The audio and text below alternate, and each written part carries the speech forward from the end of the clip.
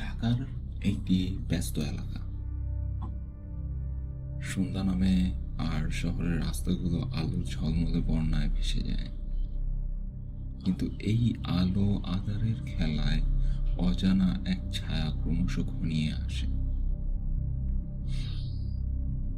আহ, মুনিয়া তার অফিস থেকে বাড়ি ফিরছিল। প্রতিদিনের মতো রিক্সা নিয়ে ঢাকার ট্রাফিক জ্যাম অতিক্রম করে বাসায় ফিরে আসে। আজকের দিনটা অন্য দিনের চেয়ে একটু আলাদা ছিল। অফিসে নতুন একজন কলিগ এসেছে, নাম শেখ হেনরি। প্রথম দিনেই সে মনিয়ার উপর বেশ ভালো প্রভাব ফেলেছে। তার ব্যক্তিত্ব আর স্মার্টনেস মুনিয়ার মনে দাগ কেটেছে।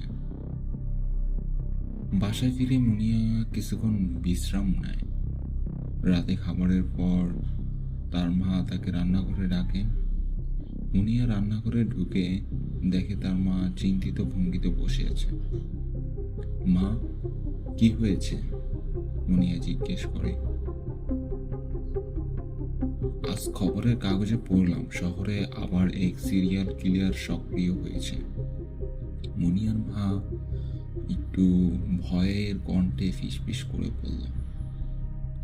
মুনিয়া খবরটা শুনে ভীত হলেও নিজেকে সামলে নেয়। পরের দিন অফিসে মুনিয়া শেখ হেনরির সাথে কফি ব্রেকে কথা বলতে যায়। শেখ হেনরির অদ্ভুত কিন্তু আকর্ষণীয় ব্যক্তিত্ব মুনিয়ার মনে কিছুটা সন্দেহের জন্ম দেয়।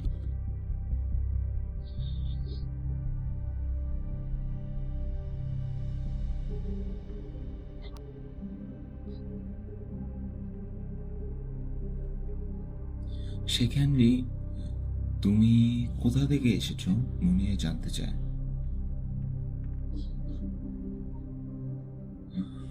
আমি নিউ ইয়র্ক থেকে এসেছি, এখানে আমার কিছু কাজ আছে। শেখ হেনরি রহস্যময় হাসি হেসে উত্তর দেয়।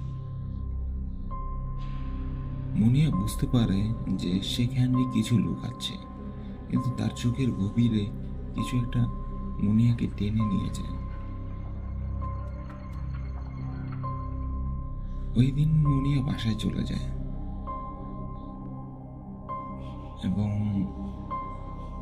রাত ঠিক 12টা। মুনিয়া তার বারান্দায় বসে চা খাচ্ছিল। হঠাৎ করে তার মোবাইল ফোন বেজে ওঠে। অজানা এক নাম্বার থেকে ফোন এসেছে। মুনিয়া কৌতূহলী ভাবে বলল, হ্যালো। তুমি জানো না, কিন্তু তুমি বিপদে আছো। অন্য প্রান্ত থেকে এক গভীর ঠান্ডা কণ্ঠ ভেসে আছে। মুনিয়া ফোনটা রেখে দেয়, কিন্তু তার মন শান্ত হয় না। তারপর দরজায় হঠাৎ করে কড়া নাড়া শব্দ হয়। মুনিয়া ভয় নিয়ে শেষে দরজা খুলতে যাবে, এমন সময় আবার একটি কল আসে। আবার সেই একই কণ্ঠ, তুমি জানো না, কিন্তু তুমি বিপদে আছো। মুনিয়া দরজা খুলবে কি খুলবে না ভাবতে ভাবতে দরজাটা খুলেই ফেল।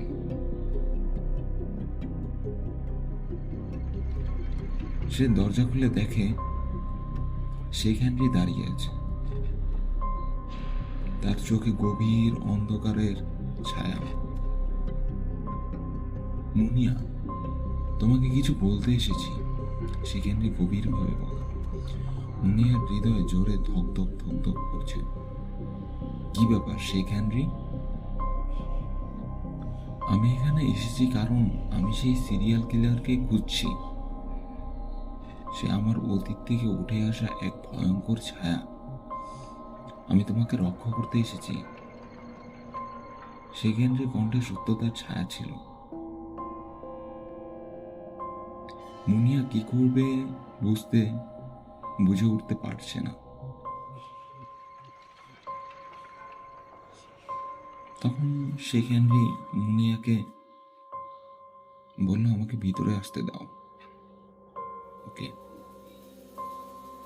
দুজন ছোপায় বসে কথা বলছিল। মুনিয়া এবং শেখ হেনরি একসাথে বসে কথা বলছিল। শেখ হেনরি বলল, মুনিয়া, আমার তোমার কিছু সাহায্য প্রয়োজন। মুনিয়া এবং শেখ হেনরি একসাথে মিলে সেই সিরিয়াল কিলারের সন্ধান করতে শুরু করে। শেখ হেনরি সাহায্যে মুনিয়া জানতে পারে সেই কিলার তার পাশের ফ্ল্যাটেই লুকিয়ে আছে।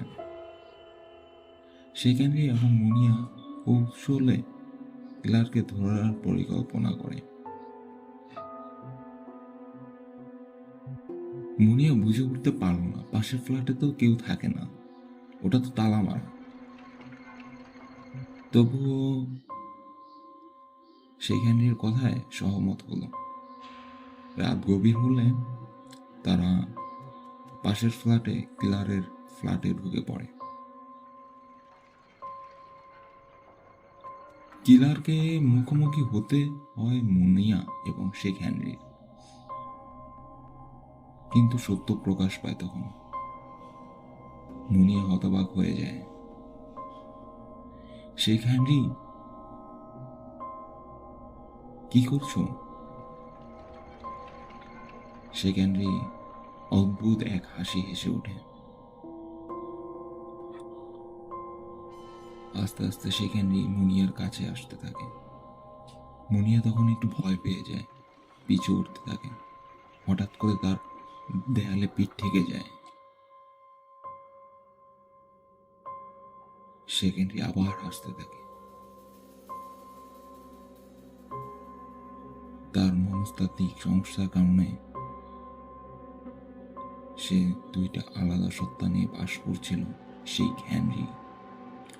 মুনিয়া ভয় পিছনে সরে যেতে চায়, কিন্তু দেয়ালে পিঠ ঠেকে যায়। শেখ হেনরি দুই চোখে নিস্তেজ হাসি ফুটে ওঠে। মুনিয়া, তুমি আমার পরবর্তী শিকার। শেখ হেনরি ধীরে ধীরে এগিয়ে আসছে। তখন শেখ হেনরি জোরে চিৎকার করে বলল, আমি সেই সিরিয়াল কিলার।